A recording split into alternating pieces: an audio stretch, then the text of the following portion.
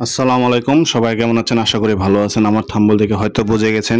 আমি আজকে কথা বলবো হুন্ডা এসপি শাইন নতুন আপডেট মডেল, যেটা এফআই ইঞ্জিন 125 সিসি। এটার ভালো এবং মন্দ দিকগুলো, ভাই ভালো দিকগুলো বললে অনেক কিছু, মন্দ দিকগুলো বলে অনেক কিছু বলা যায়, কিন্তু যেটা আমার মনে হচ্ছে এটা না বললেই নয়। আর হুন্ডা কোম্পানি এমন একটা ব্র্যান্ড, মানে হুন্ডার নামে সবাই চেনে। মোটরসাইকেল বা বাইক জাতীয় যে বাইকগুলো আছে বা সবাই জানে এটা একটা হুন্ডা একটা ব্র্যান্ড। কিন্তু এই ব্র্যান্ডের মধ্যে বর্তমানে যে আমরা ইন্ডিয়া থেকে যে বাইকগুলো ক্রয় করি, এই বাইকগুলো হচ্ছে ইন্ডিয়ান, কিন্তু আমরা সব মনে করি, সবাই ভাবে এটা জাপানি, কিন্তু ওদের টেকনোলজি জাপানি। কিন্তু আসলে মেইন টপিকস হচ্ছে এটা ভালো এবং মন্দ দিকটা। আমরা যে ভালো এবং মন্দ দিকটা বলবো, আপনারা আমার প্রথমে ভিডিও দেখে হয়তো বুঝে গেছেন। এখানে যে একটা ঘষাঘষি চলতেছে, বাইকটা দেখতে পাচ্ছেন একদম নতুন ফ্রেশ কন্ডিশন থাকা সত্ত্বেও পার্টসগুলো মরিচা ধরে একদম অবস্থা খারাপ।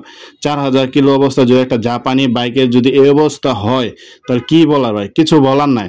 আর বাইকের ভালো দিকের মধ্যে হচ্ছে বাইকের ইঞ্জিন সাউন্ডটা ভাই অনেক স্মুথ, ব্যালেন্সিং অনেক ভালো। কিন্তু মন্দ দিকের মধ্যে এটা হচ্ছে পার্টস কোয়ালিটি ভালো না। আর এটা পার্টস কোয়ালিটি ভালো না। আর এটা সিট, যে আপনার সিটটা দেখতে পাচ্ছেন, সিটটা অনেক হার্ড, মানে না বললে নয়, এটা এত পরিমাণ হার্ড, মানে বসলে মনে হচ্ছে একটা কলা গাছে বসে আছি এমন মনে হয়। আর এই গাড়িটার যে মিটারটা দেখতে পাচ্ছেন ডিজিটাল, এবং ইঞ্জিন সুইচ, মানে এটার মধ্যে কোনো মোটর নাই, যা আপনার দেখতে পাচ্ছেন এটা এক চাপ স্টার্ট হয়, মানে এটা সেলফ টাইপের, বাট এটা মোটর নাই, জাস্ট কয়েল টাইপের। আর এটা সাউন্ডটা অনেক স্মুথ। স্ট্যান্ডার্ড দেখতে পাচ্ছেন, স্ট্যান্ডার্ড এই যে আপনার যে স্ট্যান্ডার্ড দেখতে পাচ্ছেন, এই যে স্ট্যান্ডার্ড নিচে নামালে গাড়ি স্টার্ট বন্ধ হয়ে যায়। যখন আমরা রানিং বা স্ট্যান্ড অবস্থাতে, তখন গাড়িটা মানে স্টার্ট নেয় না। এটা হলো একটা ভালো দিক। আর ইঞ্জিনের যে কোয়ালিটিটা, ইঞ্জিনের ভাই সাউন্ডটা ভাই অনেক স্মুথ একটা সাউন্ড। আর মন্দ দিকের মধ্যে হচ্ছে এটা ব্যালেন্সিং ভালো না।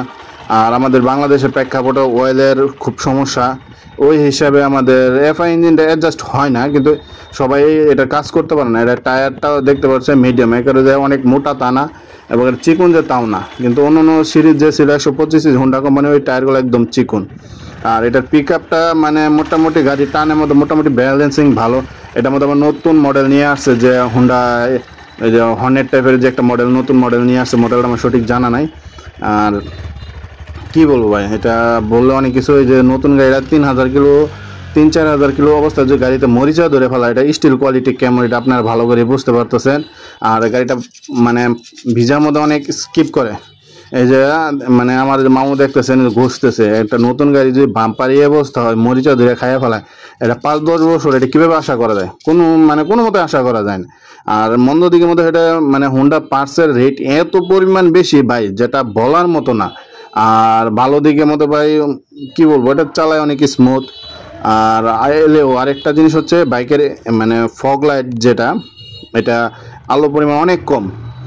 আর যে আপনারা দেখতে পাচ্ছেন ফগ লাইটে আলোর পরিমাণ এত পরিমাণ কম, মানে হাইওয়েতে চালানো খুব টাফ। আবার এক্সট্রা যে ফগ লাইট লাগাবেন, ওইটা যদি লাগান তাহলে গাড়ির ওয়ারেন্টি চলে যাবে, এটা হলো একটা মন্দ দিক। আপনি এক্সট্রা যে লাগাই নিবেন, ওইটা লাগালে আপনার ওয়ারেন্টি চলে যাবে ওদের, মানে ওরা একটা স্কুপ খুঁজে, যে কোনো একটা স্কুপে মনে করেন ওয়ারেন্টি বাদ করতে হলে কোম্পানি দায়বদ্ধ, শেষ। এটা আমার কাছে ভালো লাগে নাই। আর মানে বাইকটা বলতে মানে কি বলবো, মানে এভারেজ, একটা হাই কোয়ালিটি ভালো না। প্রাইস আপনাকে কম টাকার মধ্যে ওরা কি দিবে, মানে এখন বর্তমানে সব কিছু দাম বেশি। আগে যে দামও ছিল বেশি, জিনিসও ভালো ছিল, এখন দামও কম, জিনিসও কম। আর যে নতুন গাড়ি যদি এই অবস্থা হয়, তাহলে কীভাবে কী করবেন আমি বুঝেন। কিছুদিন পর টিঙ্কি মরিচা ধরে ফেলায়, আবার গাড়ি বডি মরিচা খাই ফেলাইতেছে, একবারে অবস্থা খারাপ। আর এটা মন্দ দিক বলে ভাই অনেক বলা যায়, মানে অনেক বলা যায়, যেটা না বলে না। পার্টসের দাম বেশি, আবার ওই যে আপনার যে লাইটে আলো কম। আর এটা ব্রেকিং সিস্টেমটা অনেক ভালো, এটা সিবিএস টাইপের ব্রেক, একটা চাপ দিলে 2টা ব্রেক হয়। ব্রেকিং কন্ট্রোলিং ভালো, মানে বড় বড় বাইকে অনেক সময় সিবিএস থাকে না, এবিএস তো বলাই আসে না, এই প্রাইজের মধ্যে এবিএস দেওয়ার তো সম্ভবই না। আর গাড়িটা চালা অনেক স্মুথ, সাউন্ড অনেক স্মুথ, মানে নতুন ইঞ্জিন বলে না, কিন্তু এটা সাউন্ড অনেক স্মুথ। মানে গাড়ি আবার আরেকটা মন্দ দিক হচ্ছে, এটা গাড়িটা ঝাঁকি লাগে, প্রচুর ঝাঁকি লাগে, মানে যেটা না বললেই না। সিঙ্গেলে চালালে ভাই কোমর ব্যথা ধরে দেবো। আবার হাতের যে গ্রিপটা, স্টারিংয়ের গ্রিপটা, এটা ধরা খুব মজা। এটা হর্নেট, এফজেড ওইরকম একটা ফিলিংস আসে। কিন্তু ভাই ঝাঁকিতে অবস্থায় যে এইটা রাস্তাতে গাড়িটা যায়, যে আপনি ঝাঁকিতে মনে হয় গাড়িটা একবারে 80 সিসি গাড়ি চালাইতেছে, এই হলো একটা সমস্যা। আর যখন 5 নাম্বার গিয়ার বেশি চালাবেন, মানে 5 নাম্বার গিয়ারের মানে টান তোলার মতো একদম কম, বা যেমন টিভিএস রাইডার স্ট্রাইকার ওইগুলো যেরকম 4 নাম্বার 5 নাম্বার লাস্ট গিয়ারে যেরকম টান, এটা লাস্ট গিয়ারের টান কম। তো 1 2 3 এটা এবার আছে একটা টান আছে। গাড়িটা মানে খারাপ না, মানে যারা মানে রেসিং টাইপ করে না বা মধ্যবিত্ত স্বাভাবিক ফ্যামিলির, ওরা অনায়াসে ব্যবহার করতে হবে ভাই। ভালো দিক বলে অনেক কিছু বলা যায়। আর লুকিং গ্লাসটাও দেখতে পাচ্ছেন, লুকিং গ্লাসটা একদম নর্মাল।